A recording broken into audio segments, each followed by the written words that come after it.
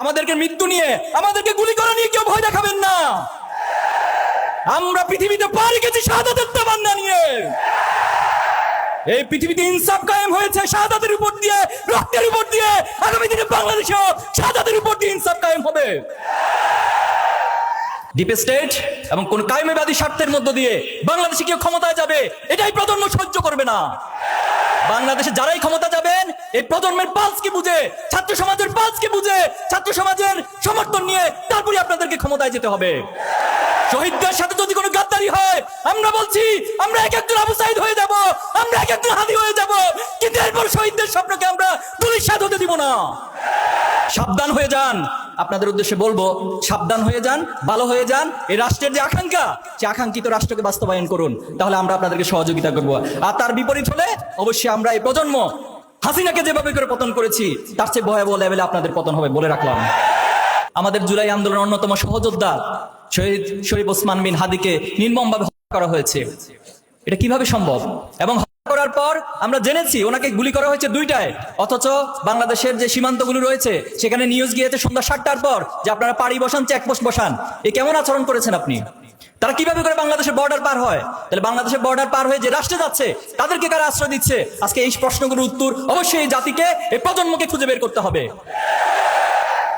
আমরা কোন deep state এবং কোন কায়েমবাদী স্বার্থের মধ্য দিয়ে বাংলাদেশে কেউ ক্ষমতায় যাবে, এটাই প্রজন্ম সহ্য করবে না। বাংলাদেশে যারাই ক্ষমতা যাবেন, এই প্রজন্মের পালসকে বুঝে, ছাত্র সমাজের পালসকে বুঝে, ছাত্র সমাজের সমর্থন নিয়ে তারপরে আপনাদেরকে ক্ষমতায় যেতে হবে। শহীদদের সাথে যদি কোনো গাদ্দারি হয়, আমরা বলছি আমরা এক একজন আবু সাইদ হয়ে যাব, আমরা এক একজন হাদি হয়ে যাব, কিন্তু এরপর শহীদদের স্বপ্নকে আমরা ধূলিসাৎ হতে দিব না। আমরা স্পষ্ট ভাষায় বলবো, অতি সত্বর শহীদ হাদি ভাইয়ের খুনিদেরকে গ্রেপ্তার করতে হবে। বাংলাদেশের সম্প্রতি তেজগাঁ কলেজে সাকিবুল হাসান রানা নামে একজন শিক্ষার্থীকে হত্যা করা হয়েছে, আপনারা জানেন, খুব বেশি আলোচনায় আসে নাই। কাদের হাতে করা হয়েছে সেটাই জাতি জানে, কিন্তু দুর্ভাগ্য হচ্ছে মিডিয়াগুলো, প্রশাসন এই সাকিবুল হাসান রানার হত্যাকাণ্ডকে গোপন করেছে। এই রাষ্ট্রের জন্য আমরা জীবন দেই নাই, এই রাষ্ট্রের জন্য আমার শহীদ ভাইরা জীবন দেয় নাই। সাবধান হয়ে যান, আপনাদের উদ্দেশ্যে বলবো, সাবধান হয়ে যান, ভালো হয়ে যান। এই রাষ্ট্রের যে আকাঙ্ক্ষা, সে আকাঙ্ক্ষিত রাষ্ট্রকে বাস্তবায়ন করুন, তাহলে আমরা আপনাদেরকে সহযোগিতা করব। আর তার বিপরীত হলে অবশ্যই আমরা এই প্রজন্ম হাসিনাকে যেভাবে করে পতন করেছি, তার চেয়ে ভয়াবহ লেভেলে আপনাদের পতন হবে বলে রাখলাম। সংগ্রামী উপস্থিতি, আমাদেরকে শাহাদাতের নিয়ে, আমাদেরকে মৃত্যু নিয়ে, আমাদেরকে গুলি করা নিয়ে কেউ ভয় দেখাবেন না। আমরা পৃথিবীতে পার গেছি শাহাদাতের তামান্না নিয়ে। এই পৃথিবীতে ইনসাফ কায়েম হয়েছে শাহাদাতের উপর দিয়ে, রক্তের উপর দিয়ে। আগামী দিনে বাংলাদেশেও শাহাদাতের উপর দিয়ে ইনসাফ কায়েম হবে।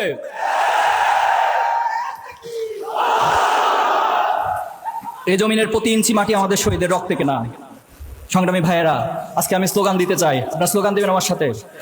আমি জুলাইকে স্মরণ করে স্লোগান দিব, আমি ফ্যাসিবাদকে স্মরণ করে স্লোগানগুলো দিব, আমি আমার হাদি ভাইয়েরকে স্মরণ করে স্লোগান দিব, বাংলাদেশে আগামী দিনে ইনসাফকে স্মরণ করে স্লোগান দিব।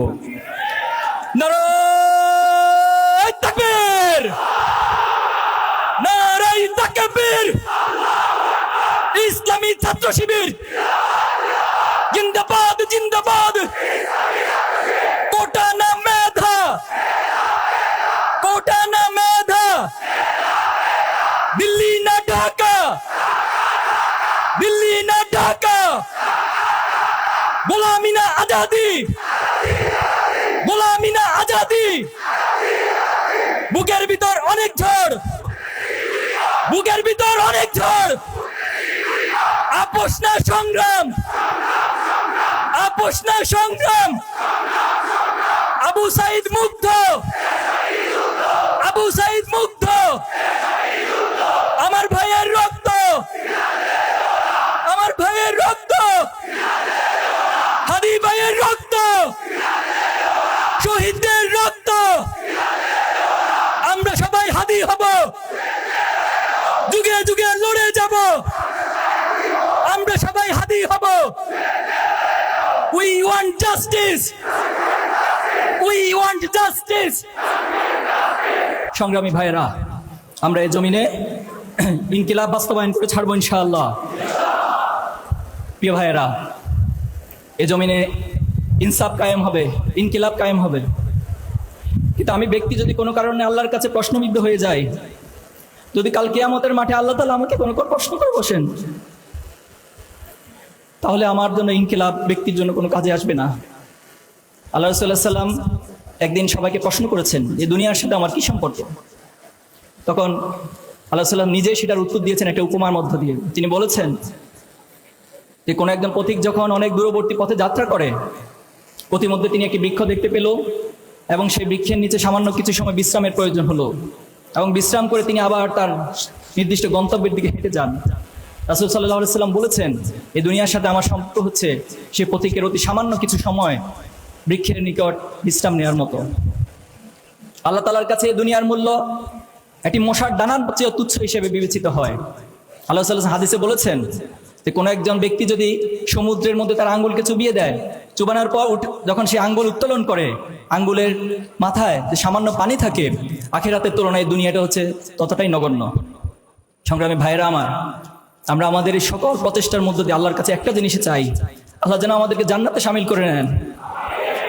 আল্লাহ যেন আমাদের সকল কর্ম প্রচেষ্টাগুলোকে তার সন্তুষ্টির মাধ্যম হিসেবে কবুল করে নেন। বিগত সময় ইসলামী ছাত্র শিবির যে পথ মাড়ি দিয়ে এসেছে, 2025 যতটুকু অর্জন হয়েছে, আগামী বছর আপনাদের সকলের প্রচেষ্টার মধ্য দিয়ে আল্লাহ তাআলা আমাদেরকে আরো অনেক অনেক বেশি অর্জনের সম্মুখীন করবে ইনশাআল্লাহ। আল্লাহ আমাদেরকে আরো অনেক অনেক অর্জনের দিকে, সফলতার দিকে ধাবিত করবে ইনশাআল্লাহ। নাসরুম মিনাল্লাহি ওয়া ফাতহুন করিব। সর্বশেষ আল্লাহ তাআলার কাছে একটাই ফরিয়াদ, আমাদের সবকিছুর বিনিময়ে আমাদের রব যেন আমাদের উপর সন্তুষ্ট হয়ে যায়।